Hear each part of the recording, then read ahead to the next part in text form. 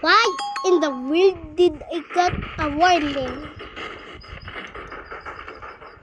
I remember having another warning from YouTube itself. Where is it? Where is it? What the hell is it? Because it's called copyright and warning. Almost half of my videos is named copyright. The other one is good. Excellent. I had another one. Where the hell is it? It's in the YouTube.